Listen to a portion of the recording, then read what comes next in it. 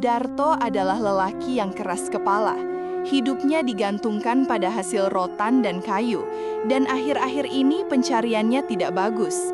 Maka pada suatu pagi, ia memutuskan untuk berjalan lebih jauh ke dalam hutan arah timur. Perjalanan itu terasa janggal sejak awal.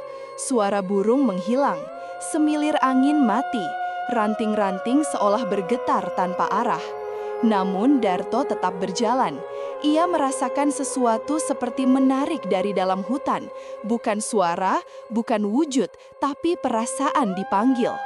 Di tengah langkahnya, kakinya terhentak pada sebuah batu pipih tertanam. Batu itu berbeda, sentuhannya dingin seperti logam, bahkan ketika matahari sudah tinggi. Darto menyingkirkan lumut, dedaunan, dan tanah di atas batu itu. Guratan melingkar mulai tampak, membentuk pola spiral di dalam spiral. Goresannya tidak seperti ukiran manusia, lebih seperti sesuatu yang menyodok dari bawah ke atas. Darto mencoba mencongkel batu itu dengan parang. Tanah di sekelilingnya runtuh pelan, membuka sebuah sumur batu kecil yang tenggorokannya gelap dan dalam, dihiasi tulang-tulang kecil yang tersusun rapi seperti lingkaran upacara.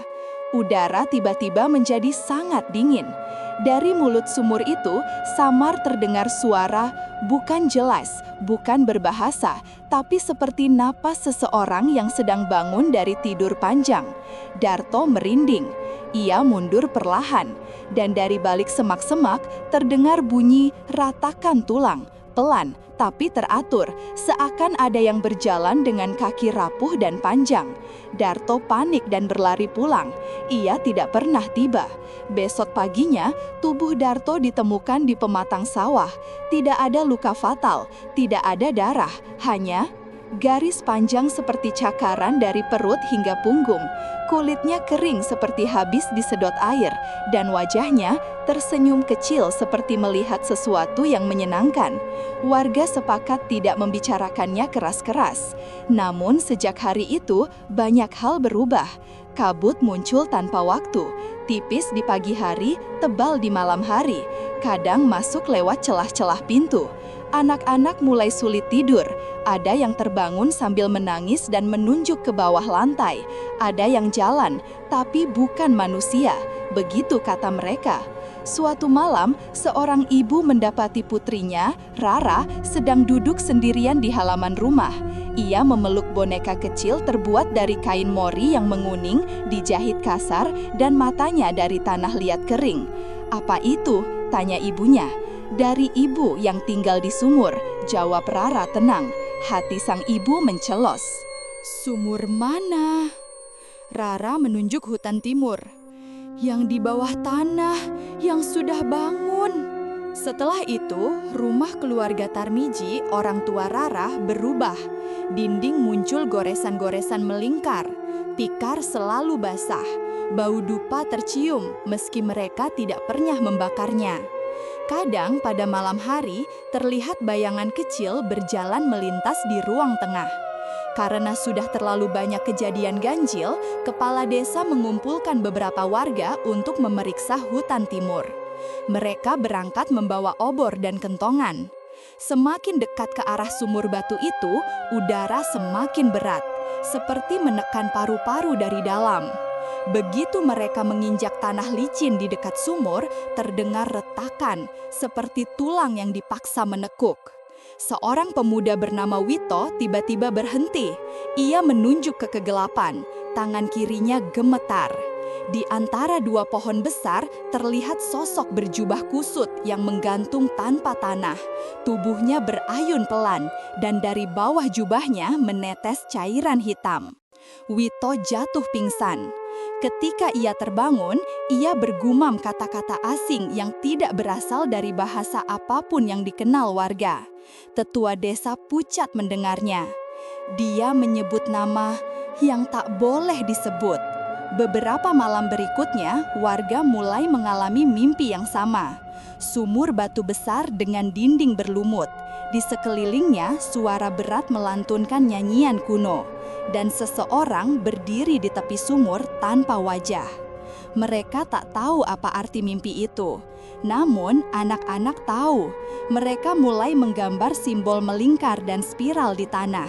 Simbol yang sama dengan yang dilihat Darto di batu itu.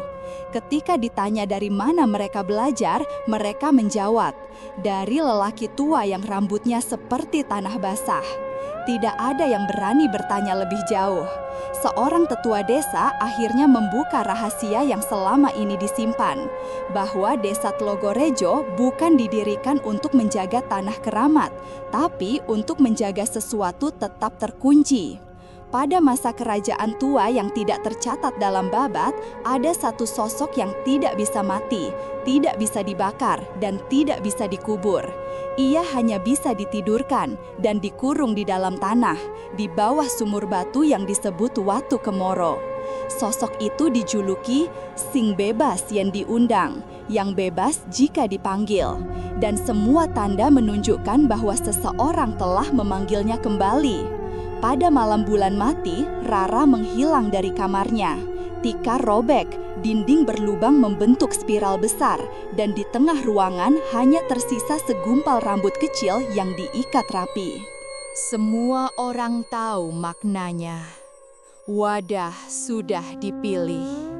Sejak hilangnya Rara, tanah di dekat hutan menjadi aneh. Kadang bergelombang seperti ombak.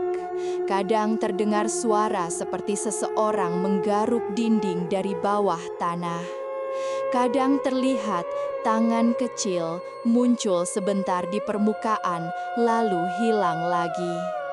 Para petani tidak mau lagi pergi ke sawah bagian timur. Tetua desa semakin ketakutan. Apa yang ditidurkan para leluhur, katanya, sudah terbangun sebelum waktunya. Pada malam yang sama dengan hilangnya Rara, 6 anak lain bangun tiba-tiba, tanpa suara, tanpa ekspresi. Mereka berjalan menuju hutan timur, mata mereka kosong, tangan mereka menggenggam benda kecil, sepotong kain, sendok kayu, mainan patah, sobekan baju, pecahan cermin, batu pipih, dan rambut. Masing-masing benda seperti persembahan pribadi. Mereka tiba di sumur Watu Kemoro tanpa tersesat. Tanah mulai retak, memancarkan uap panas seperti napas makhluk purba. Kabut menggantung pekat, menutup pandangan, menutup suara. Sumur batu memerah, seakan ada bara hidup di dasar tanah. Dan dari kedalaman itu keluar suara panjang seperti keluhan makhluk yang terbangun dari tidur berabad-abad. Tanah pecah perlahan, bukan seperti gempa, lebih seperti kulit tua yang retak. Dari celah itu keluar bentuk melingkar sebesar anak kecil, kulit pucat, mata hitam seluruhnya. Di belakangnya ada bayangan lain, dan lain, dan lain. 7 anak berdiri tanpa bergerak, mata mereka tidak berkedip. Sosok pucat itu menyentuh tanah. Setiap sentuhannya membuat tanah menghitam. Hutan bergetar, hewan-hewan melarikan diri, angin berhenti, dan pada saat itu warga yang mengintip dari kejauhan melihat sesuatu yang tidak akan pernah mereka lupakan. Sosok besar seperti bayi raksasa yang membusuk merangkak keluar perlahan dari mulut sumur. Urat-urat hitam menembus kulitnya, matanya tertutup benang merah, dan napasnya menghembuskan bau besi tua. Anak-anak itu, termasuk Rara, mulai bergerak maju satu persatu menuju sosok itu. Tidak ada yang menjerit, tidak ada yang melawan, karena di dalam tubuh mereka bukan mereka yang berada di sana. Keesokan paginya, penduduk desa mendapati sumur Watu Kemoro telah berubah total. Batu-batunya pecah, Tanahnya berlendir seperti rahim yang dikosongkan.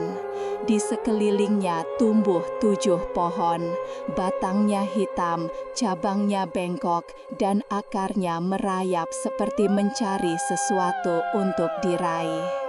7 anak itu tidak pernah ditemukan, tidak juga tubuh raksasa yang merangkak keluar malam itu. Namun kadang ketika malam sangat sunyi, dari arah bukit terdengar suara kecil.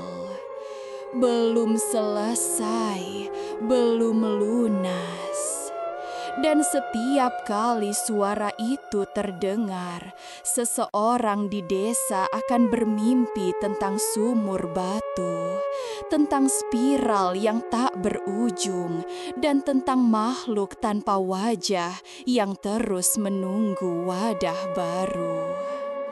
Karena kutukan itu tidak pernah pergi, ia hanya menunggu.